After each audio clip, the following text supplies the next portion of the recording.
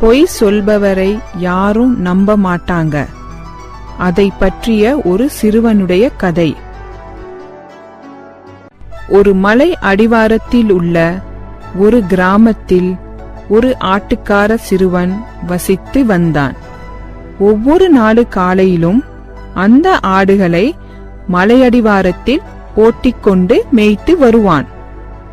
காலையிலிருந்து மாலை வரை அவன் ஒருவனே அந்த ஆடுகளை மேய்ப்பான். பாவம், அந்த ஆட்டுக்கார சிறுவனுக்கு பொழுதே போகல. அதனால ஒரு நாள் ஏதாச்சும் செய்யணும்னு நினைச்சான். அப்போ ஒரு நாள் ஒரு பெரிய பாறை மேல நின்னுக்கிட்டு குள்ளநரி வந்துடுச்சு, குள்ளநரி வந்துடுச்சின்னு பெருசா கத்தினான். ஊர்ல உள்ளவங்க அந்த சத்தத்தை கேட்டு ஐயோ அப்படியான்னு சீக்கிரமா ஓடி போனாங்க. அங்க போனதும் குள்ளநரி நிஜமாவே வரலன்னு பார்த்து திரும்பி போயிட்டாங்க. இது மாதிரி 2-3 தடவை செய்தான் அந்த சிறுவன். ஒவ்வொரு முறையும் அதே மாதிரி நடந்தது. அந்த சிறுவன் ரொம்பவும் சந்தோஷத்துல குதிச்சான். சந்தோஷம்னா ஹாப்பினஸ்.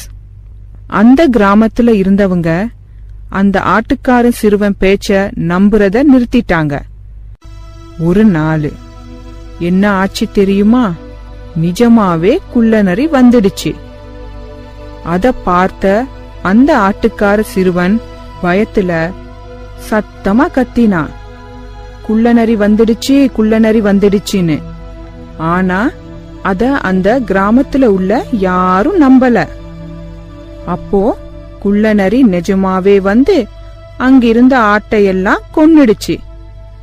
அத பாத்துக்கிட்டே இருந்த ஆட்டுக்கார சிறுவன் தன் கையில் உள்ள கொம்பால அத அடிக்க போனப்ப அது அவனை கூட கொன்னுடுச்சு.